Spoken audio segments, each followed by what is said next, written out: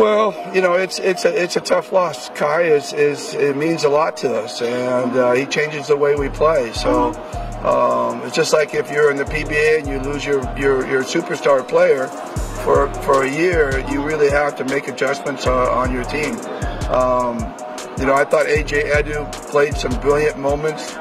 15 rebounds against New Zealand. He played really well against Qatar. Soto posibleng mawala ang isang taon, hindi makakasali sa kampanya ng Gilas sa FIBA Asia Cup. Kinumpirma ni Gilas Pilipinas head coach Tim Cone na hindi makakalaro si Kai Sotto sa FIBA Asia Cup sa Agosto dahil sa matagal na panahon ng kanyang paggaling mula sa injury sa tuhod.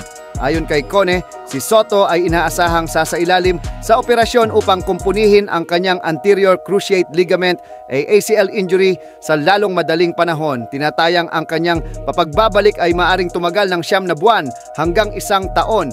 Ang huling narinig ko ay ang operasyon niya ay mangyayari sa unang araw ng Pebrero.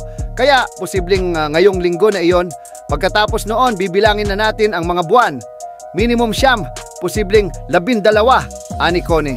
Bagamat malaking dagok ito sa karera ni Sotto na tila nasa punto ng pag-angat bago ang injury, naniniwala si Cone na kayang lampasan ng ating pambato na si Kai Sotto ang pagsubok na ito. Para naman sa Gilas, sinabi ng veteranong coach na kailangang magpatuloy ang koponan kahit wala si Sotto. Mawawala siya ng halos 1 taon, pero bata pa siya, 22 anyos. Kung magkakaroon ka ng ganitong injury, mas mabuti nang sa edad na ito.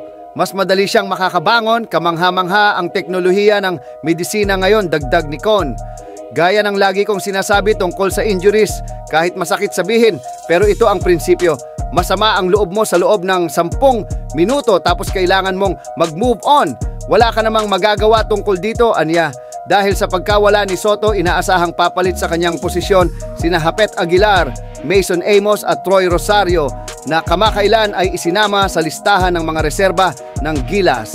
Gayunpaman, walang duda sa isipan ni Cone na mananatiling mahalagang bahagi ng programa si Sotto kahit na may injury. Umaasa rin ang Gilas na makakabalik siya sa oras para sa simula ng FIBA World Cup Qualifiers. Babantayan pa rin namin siya. Siguradong sigurado yan dahil siya ang susi sa programang ito, walang duda, ani Cone. Hindi namin siya mapaglalaro hanggang sana naman makapagsimula siya sa World Qualifiers, dagdag pa niya.